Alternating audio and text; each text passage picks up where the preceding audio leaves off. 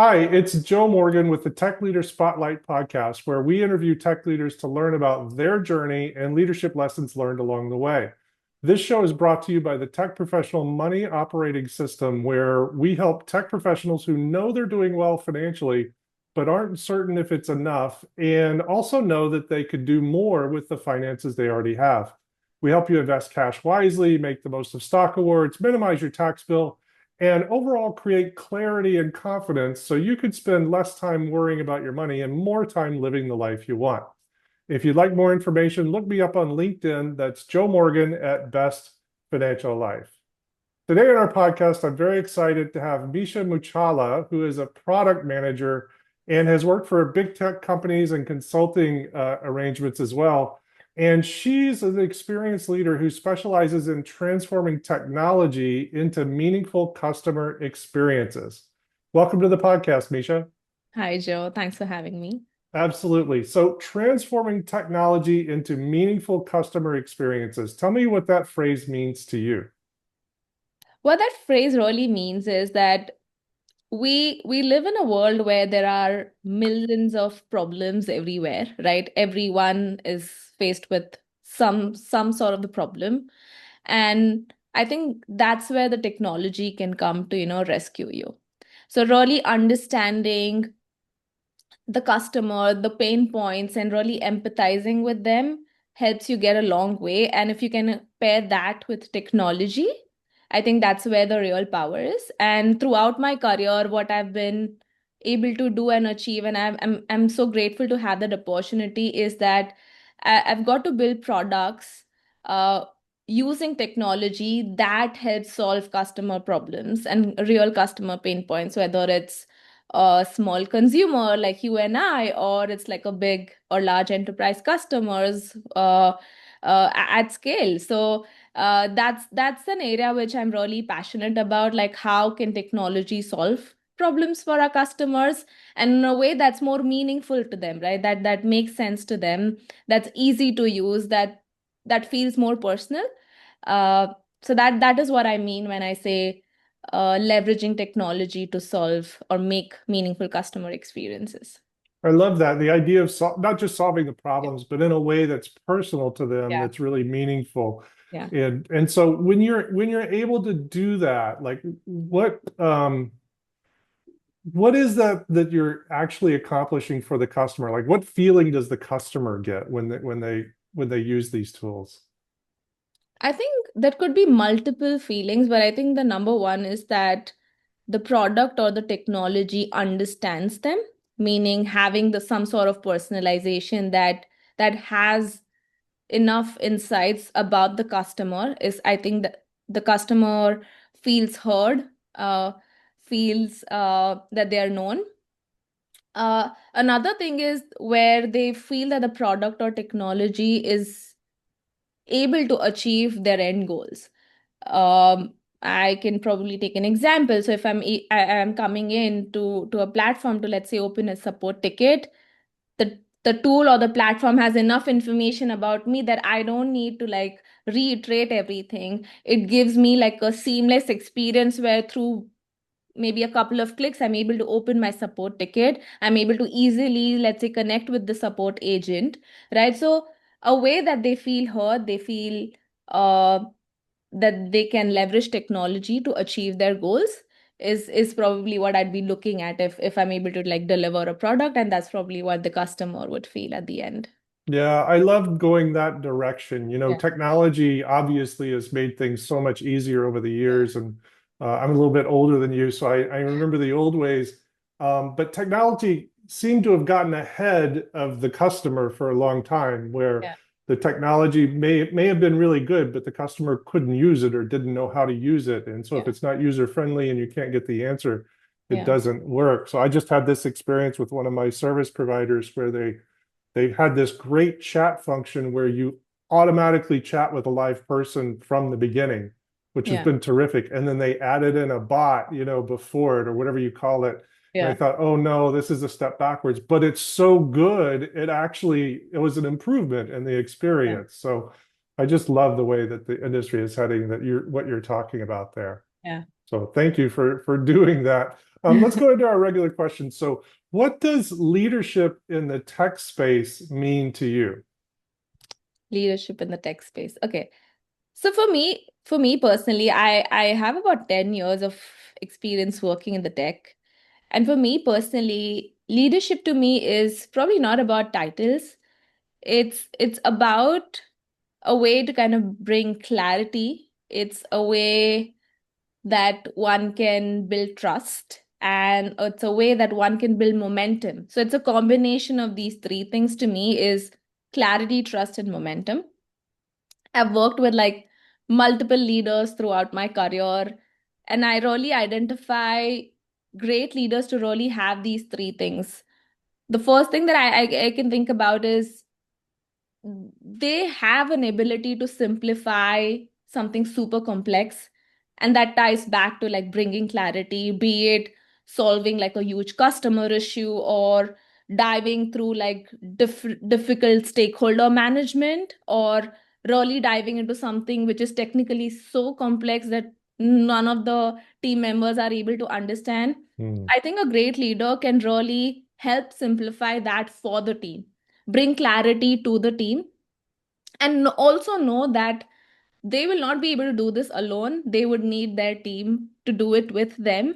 So, really empowering the entire team to help identifying the strengths of each team members and really trusting that they should help them get the clarity that they need, right? So Mhm. I think it's a combination of this, and I think at the last, I would say great leadership or good leadership to me is someone who can lead with empathy, because Mm. everyone is at a different stage of their lives, has different skill sets, can bring different things to the table. And also, when I say empathy, it's not just with the team members, but your ability to empathize with your end customer, right? Mm.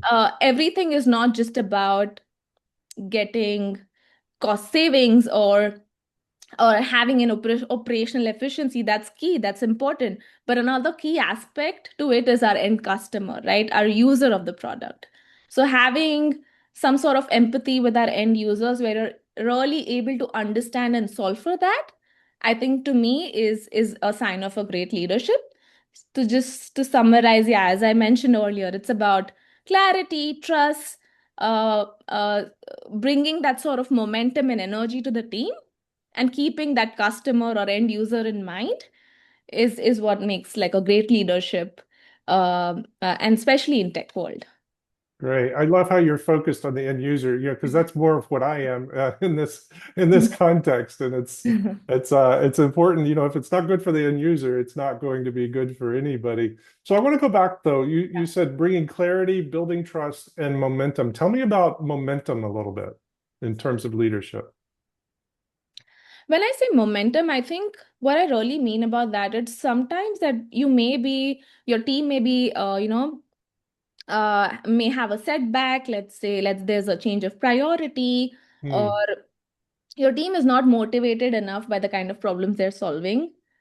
But I think a good leader can, uh, m- come up with ways to kind of have that momentum going, keep their team energized, ensuring that what we're doing is the right thing, or maybe there are good things coming ahead, and keeping that momentum on, right? Like that's what I really meant by like making sure your team has the platform where they're feeling encouraged to show up to work. They're feeling encouraged by the type of problems that they're solving. They're feeling encouraged by where they're heading in the future. I think that is what I meant by momentum, is to kind of Yeah. keep that energy going on, in the team. Great. Yeah, it makes a lot of sense to me. So, with that in mind, the idea of keeping momentum going, Yeah, there's also other challenges out yeah, there that even leaders have to deal with from above. And one yeah, of the big ones these days are the tremendous amount of layoffs that seem yeah, to be happening and don't yeah, seem to be slowing down anytime soon. yeah. So, in your mind, what piece of advice would you give someone to create resiliency in case layoffs come their way? Yeah, that's a great question. And as you mentioned, right, the layoffs aren't stopping. It's become the new norm, unfortunately. But okay, so the way I think about this is that resilience is not something that you build overnight. It's not like a on-off switch. That's something you actually build consistently over the years. Mm, Uh, I think few things that I can think about is if a tough challenge come your way, knowing that you have an identity that exists outside of your employer or your work is key. So mm, for me, I know that I am a mom to a 3-year-old. That's my identity, mhm, right? So knowing that there's a whole different person that exists outside of your work environment is crucial. And identifying that person, respecting that person, and prioritizing that person is super important when you're navigating a challenging situation like this. And eventually things will work out, but just making sure that you prioritize yourself over everything else is going to be key in navigating such situation. And I think the other thing that I can think about is always staying curious and knowing that learning is key. mm, Learning shouldn't stop, because at the end what would really matter is your skill sets and what you bring to the table. Having a layoff under your belt wouldn't matter in the long run. Knowing that you were proactive in staying ahead of the game, as you know, AI is the talk of the town. Making sure that you're, up to date, especially if you're in tech, making sure that you're up to date with the latest technology, latest and greatest, or at least understanding the space a lot better would really put you miles ahead when an opportunity comes at your door. So always, staying curious, keeping learning ongoing, I think is super essential when you're navigating such situation. And I think the third one I would say is, because you've worked, you've also built a network. Relying on your network is key, right? Meeting new people like you and I, like I don't think we've met, so like we're connecting. So I think that's the thing, right? Like meeting new people, hearing different perspectives, because you never know again when and where an opportunity lies. So just being having an open mind to like exploring and networking is going to be super super helpful when one is navigating such challenging situations. So just to summarize, I think it's the three things that I spoke about: building your own identity outside of your work, building your network, and making sure that the learning never stops. So that's yeah. that's going to be key. That's great. The part about making sure you have an identity that exists outside of work, one of the things that comes to mind is, and my mom used to say this to me when I was starting in my career a million years ago. She Yeah. said, you know, at the end of the day, at the end of the workday, when you get paid, when your employer pays you, you're even. Yeah. You don't owe them anything. They don't owe Yeah. you anything. And layoffs are an indicator of that, right? Yeah. I mean, they Yeah. pay you, but nobody's made a commitment to employ you for life. And Yeah. it's not necessarily a reflection on anything you've done when a Yeah. layoff comes your way. So make Yeah. sure you have that outside work identity that you can rely on and grasp for your own personal value to move you forward. So I love that. And then Yeah. the stay curious was great too. And it seemed the way you talked about that, it's like being curious is a skill that Yeah. we should try to promote. Do you feel that way?